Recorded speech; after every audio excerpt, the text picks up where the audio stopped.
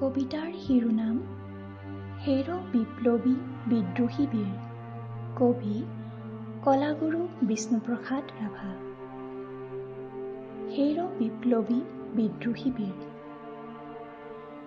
হেৰ বিপ্লৱী বিদ্ৰোহী বীৰ, তুল তোৰ অৱনত শিৰ।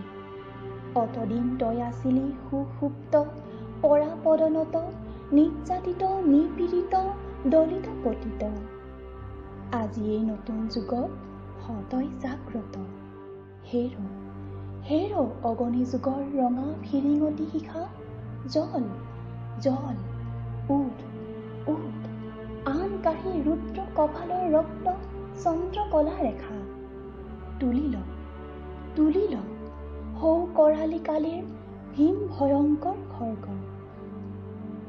ভাং ভাং ভাং ভাং কাৰাৰ কপাল, শত অভিশাপ পূৰ্ণ এই দুৰ্গময় দুৰ্গ। এই ৰাম নয়নী ভিৰাম, কৃষক জনতা সূতা, গোসানী লখিমী সীতা। তোৰ অভিস্পৃতা, তোৰ শকতি সুৰক্ষিতা। তই কৃষ্ণ সুদৰ্শন ধৰি, শতৰো সঁহাৰি ফুকি ফুকি পাঞ্চজন্য। প্ৰণয় ধ্বনিৰে দশদিশ পৰিপূৰ্ণ সুখকৰ, দল কৰ তই শূন্য।